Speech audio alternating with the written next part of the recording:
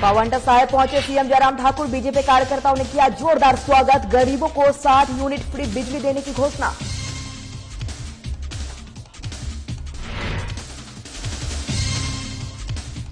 शहरी विकास मंत्री ने की प्रेस कॉन्फ्रेंस। कांग्रेस पर साधा निशाना। कहा प्रदेश में फिर बनेगी जयराम की सरकार।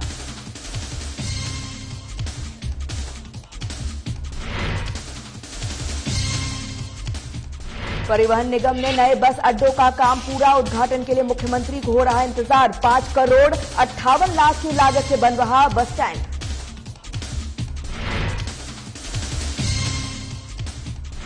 एक्टिव मोनल कल्चर संस्था को उत्कृष्ट स्वच्छ पुरस्कार से नवाजा गया। अष्टांग योग से अब कला सीखेंगे कलाकार।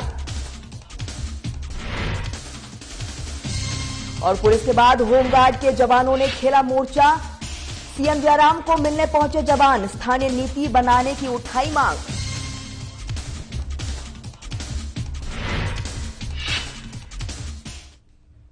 नमस्कार, स्वागत है आपका साधना प्लस न्यूज में। आपके साथ मैं हूं सोनाली ठाकुर। हिमाचल प्रदेश के हमारे इस बुलेटिन की शुरुआत करेंगे। मुख्यमंत्री जयराम ठाकुर देर शाम पावंटा साहिब पहुंचे हैं, जहां पर शिलाई और पावंटा साहिब के बीजेपी कार्यकर्ताओं ने उनका पारंपरिक ढंग से स्वागत किया है। वहीं मुख्यमंत्री जयराम ठाकुर ने कहा है कि वे पड़ोसी राज्य उत्तराखंड में चुनाव प्रचार में भाग लेने जाएंगे। वहीं पावंटा साहिब कार्यकर्ताओं को संबोधित करते हुए मुख्यमंत्री ने कांग्रेस पर जमकर हमला बोला है। उनका कहना है कि पावर स्टेट हिमाचल अब गरीब लोगों और किसान को 60 यूनिट बिजली मुफ्त दी जाएगी। साथ ही बताया कि देश की कुल 45,000 यूनिट हाइड्रो पावर में से 11,000 हाइड्रो पावर हिमाचल में बनती है।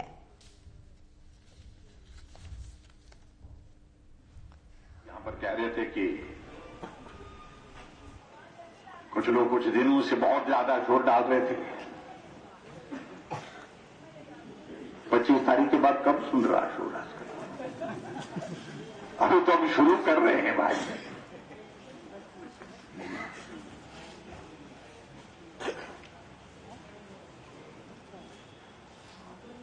हिमाचल छोटा प्रदेश लेकिन पूरे देश भर में बिजली उत्पादन में नंबर 1 पर है, पहले स्थान पर है। जहां पूरे देश में हाइडल सेक्टर में 45,000 मेगावाट बनती है, तो 11,000 का कंट्रीब्यूशन हिमाचल प्रदेश का है। 11,000 मेगावाट हिमाचल प्रदेश दे रहा है। हम बैठे चर्चा की हमने, भाई सुखराम जी को महकमा दे रखा है।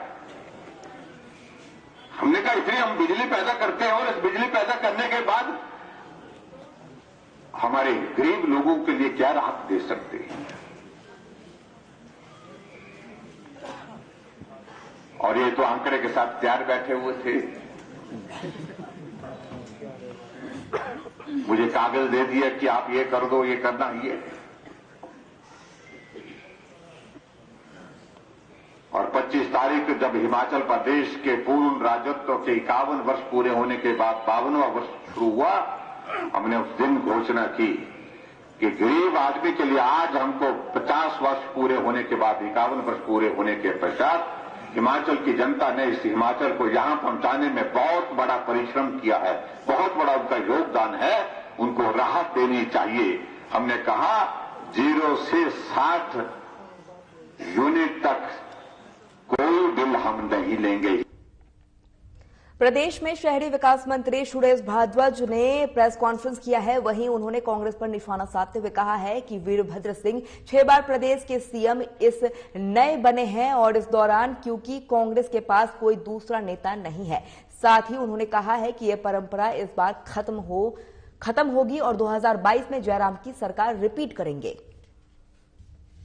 सरकार ने पहले ही दिन से अपने आप को हिमाचल प्रदेश की गरीब जनता के प्रति डेडिकेट किया था और पहला ही निर्णय आम गरीब जनता के हक में जो सामाजिक सुरक्षा पेंशन है वो 80 लाख से 80 वर्ष से की आयु के जो लोगों को दी जाती थी, उस 80 वर्ष की उम्र को कम करके 70 वर्ष किया गया था, जिसके कारण लगभग 2.5 लाख नए लोगों को पेंशन जो है वो हिमाचल प्रदेश में प्रारंभ की गई थी। ये हिमाचल प्रदेश सरकार की, प्रदेश के मुख्यमंत्री की आम जनता के, आम गरीब व्यक्ति के प्रति जो है कमिटमेंट का एक उदाहरण था। और इसी प्रकार से 4 वर्ष पूर्ण होने पर हिमाचल प्रदेश के माननीय मुख्यमंत्री ठाकुर जयराम जी ने जो एक घोषणा की है। पूर्व मंत्री रहे मेजर विजय सिंह मनकोटिया ने सीएम जयराम ठाकुर पर आरोप लगाया है कि बीजेपी सरकार ने देवभूमि को दारू की भूमि बनाकर रख दिया है। आपको बता दें कि धर्मशाला में पत्रकार वार्ता के दौरान विजय सिंह ने आपको बता दें कि इस दौरान ये बात कही है। साथ ही सीएम जयराम ठाकुर से सवाल भी किया है, प्रदेश में कितने माफिया काम कर रहे हैं। आज विशेष जो मुद्दा जो मैंने आपके सामने रखा है वो ये रखा है कि काफी दिनों से जो बहुचर्चित एक विषय है जो मीडिया ने भी उजागर किया, और वो उजागर इसलिए हुआ क्योंकि शायद सुंदरनगर में 5 मौतें होंगी या 7 मौतें होंगी, बाद में 2 शायद और जो है वो उनका भी निधन हो गया। ये 2 नंबर की दारू पी के, जो शराब जो वहाँ अवैध तरीके से निकालते थे, वो शराब पी के वहाँ वो लोग जो हैं अपनी जान खो बैठे और बहुत से जो थे वो बीमार हो गए। तब ये जब मीडिया ने इस बात को उछाला है, तब से ये चर्चा हो रही है कि ये लोग जो अवैध रूप से अपनी फैक्ट्रीज और कारखाने चला रहे थे अवैध शराब की, और मैं तो हैरान हूँ, आपके माध्यम से भी पता लगा कि ये जो धंधा काला धंधा जो चल रहा था 2 नंबर की शराब से, ये हिमाचल प्रदेश का शायद ही कोई क्षेत्र होगा जिसमें इन्होंने ये धंधा नहीं चालू किया रखा।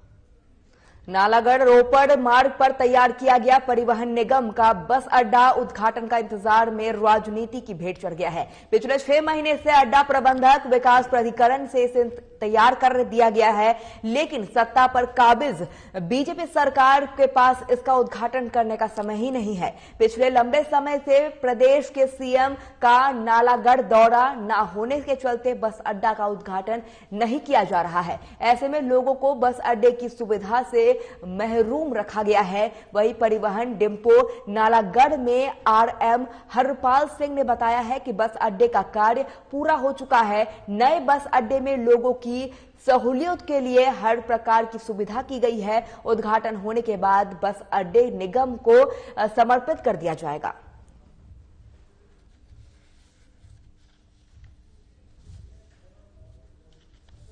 8 महीने से तैयार है और धूड़ फक रहा। साडे चीफ मिनिस्टर साहब और मंत्री जी नालागढ़ तो लंघते आ और बद्दी च महीने 4 बारी आते आ, और बस स्टैंड का ओपनिंग करने वास्ते ना कोई टाइम है नहीं। करोड़ों रुपए का नुकसान हो रहा। जोड़ा पुराना बस स्टैंड है नालागढ़ शहर च, वो जो भी कोई ना कोई रोज़ हादसा होंदा, उत्थे कोई ना कोई स्कूटर वाला वज्जिया होंदा, रेहड़ी वाला वज्जिया होंदा, कोई गड्डी वाला गड्डी नाल वड़ जांदी है। मैं इस करके कहना इन्हां नूं भी इहदा उद्घाटन करो, इहनूं विच्चे छड्डिया वा। सर ये जो बस स्टैंड है काफ़ी टाइम से बन चुका है, इसका सारा रेनोवेशन का वर्क, बाकी टोटल वर्क हो चुका है। मेरी सरकार से यही गुजारिश है कि टाइम रहते जल्दी से जल्दी इसका उद्घाटन कर दिया जाए, ताकि जो हमारी जनता है उनको ज़्यादा खेचल ना हो, मतलब आरामदायक हो, क्योंकि ये रोड भी कंजस्टेड है। आप देख सकते हो यहाँ पे नालागढ़ में एक्सीडेंट के चांसेस भी बहुत ज़्यादा हैं। तो मैं यही अनुरोध करता हूँ सरकार से कि जल्द से जल्द इसका उद्घाटन किया जाए। नालागढ़ में जो बस स्टैंड बना है ये बिल्कुल तैयार हो चुका है, लेकिन इसका अभी इनॉग्रेशन नहीं किया गया। ये हमें नहीं पता कि इसमें क्या अड़चन है। जहाँ तक इसकी बाउंड्री वाल का प्रश्न है, ये अभी हमारा जो बस स्टैंड मैनेजमेंट डिपार्टमेंट है इसके बारे उन्होंने पोस्टपोन कर रखा है। शायद इसी के इंतजार में अभी इसका उद्घाटन नहीं हो रहा। ये हम पक्का नहीं कह सकते कि ये इसका उद्घाटन क्यों नहीं किया जा रहा। जब इसका उद्घाटन हो जाएगा तो ऑपरेशन यहाँ से नालागढ़ से बस स्टैंड से चलना शुरू हो जाएगा। बस स्टैंड में इसमें तो 27 काउंटर बने हैं। गाड़ी तो इसमें 60 से 65 तक आ सकती है टोटल। सारी गाड़ी तो काउंटर पर लग सकती है और गाड़ी वैसे भी काफी खुला है। पुलिस जवानों के बाद प्रदेश के होमगार्ड के जवानों ने सरकार के खिलाफ मोर्चा खोल दिया है। आपको बता दें कि होमगार्ड के लिए स्थानीय पॉलिसी बनाने और 12 महीने का स्थायी रोजगार देने की मांग की रहे हैं। इसके साथ ही सोमवार को प्रदेश भर में होमगार्ड शिमला पहुंचे हैं और मुख्यमंत्री जयराम ठाकुर से मिले हैं। साथ ही वही जवानों ने मुख्यमंत्री को जल्द मांगे पूरे करने को कहा है। वही जवानों ने मांग पूरी न होने पर हड़ताल पर जाने की चेतावनी भी दी है।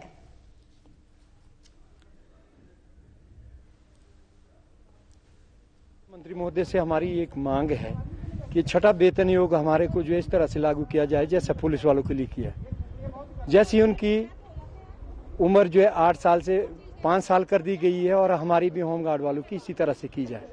ये नंबर 1 बात। नंबर 2 बात, छठा पे कमीशन जो है हमारे को इस तरह से लागू किया जाए जैसा अन्य विभाग में किया जा रहा है। नंबर 3 बात है कि हमें रेगुलर क्यों नहीं किया जा रहा है। रेगुलर किया जाए, हमारी स्थायी नीति बनाई जाए, इसमें EPF का भी प्रावधान किया जाए। हमें विश्वास है, विश्वास तो मुख्यमंत्री महोदय ने किया है, हमें विश्वास है कि मुख्यमंत्री महोदय जो है इस बात पर खरे उतरेंगे। हम जो है पूरे आज से पहले भी हमने साथ दिया है, आगे भी साथ देंगे पूरे हिमाचल के। अगर हमारी मांग नहीं सुनी जाती है तो जैसे पुलिस वालों ने किया है हम वैसे करेंगे। भूख हड़ताल को बात किया है सर, लेकिन हमारी तो सर यही है पूरी ऑल इंडिया की महिलाओं की, हो सकता तो हमारी डेथ भी हो सकती है सर। हम इतने